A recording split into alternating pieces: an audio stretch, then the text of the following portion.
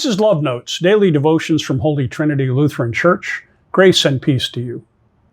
Our text today is 1 Peter, the second chapter, verses 13 through 17. Peter moves on now to how we live in relationship to the order of life, to the rulers and the principalities and powers. How do we deal with the human institutions that govern the world? And the first verse that we're looking at here, verse 13, may pull us up kind of short in this world that rejects human institutions and all authority. Peter writes, "For the Lord's sake, accept the authority of every human institution." That is not a political reality these days. Should we really accept the authority of every human institution? What is Peter getting at? Well, there's two things that I want to lay as groundwork. First off, the Christians of the age that Peter writes in were dependent upon a certain order that allowed them to worship. Rome had a basic policy over its history to try to keep peace among different religions. It was a diverse group of people, and people were allowed to practice their faith as long as they didn't interrupt the order of the empire. Christians, who are a huge minority, need that protection. At what level, Peter is saying, don't do anything that is going to upset the apple cart. Don't do anything that is going to draw attention to yourself as a problem for the people who are keeping us safe from those who would persecute us further.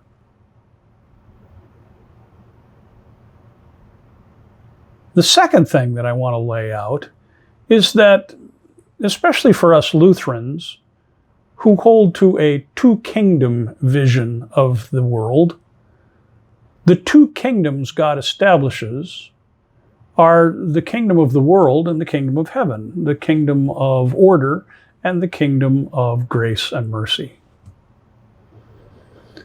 God creates everything, and so that means necessarily that God creates government, some type of government that keeps order so that people can be as safe and prosperous as they possibly can be.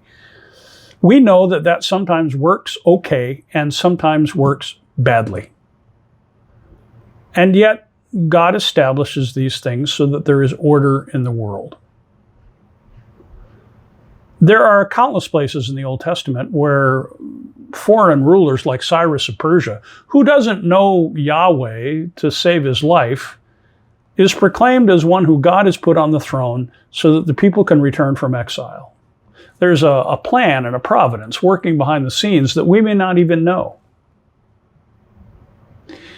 One of the things that you learn when you first start thinking about the time of the New Testament and it grows up is that it was quite fortuitous for the spread of the gospel from Jerusalem that Rome was in charge. Rome had developed roads and aqueducts, the ability to create larger and larger cities where people could congregate.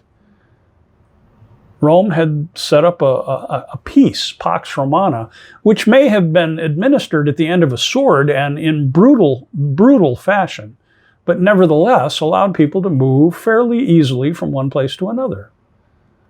These were all good things for the church.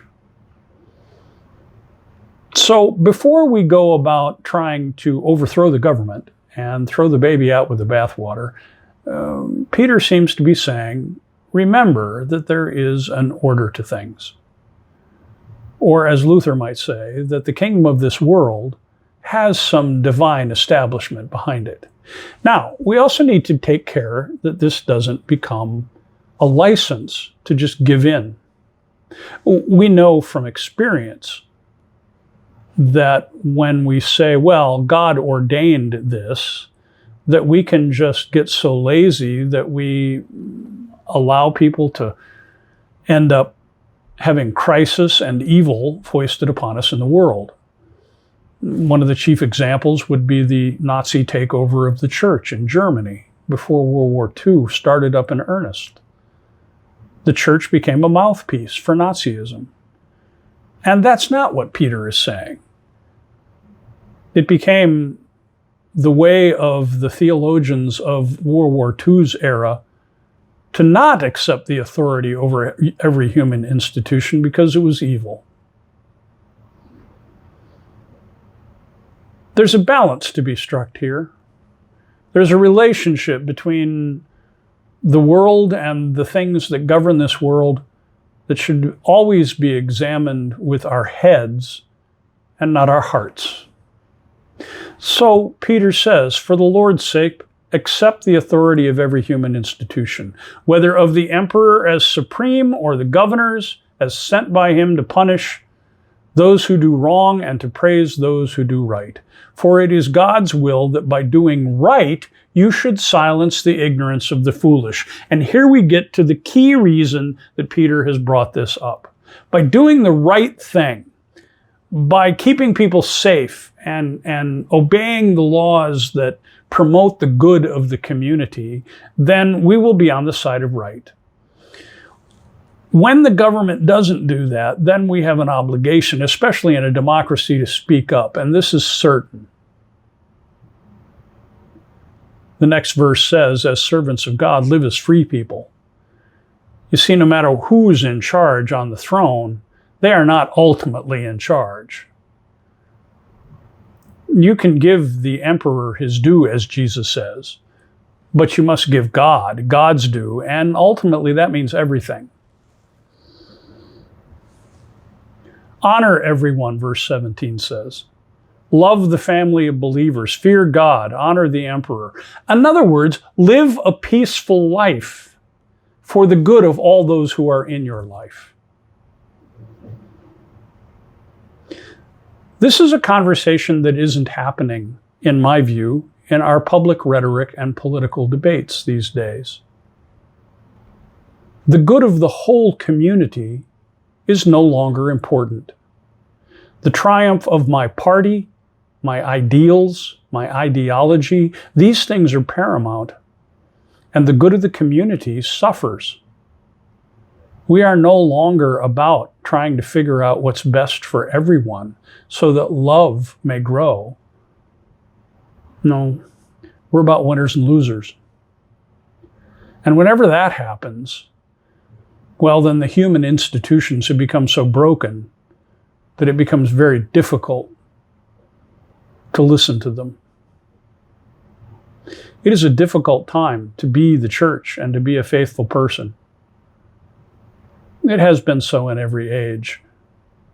May we depend upon the grace and mercy and love of God so that we know the right thing to do, that we know the thing of love to do. Amen.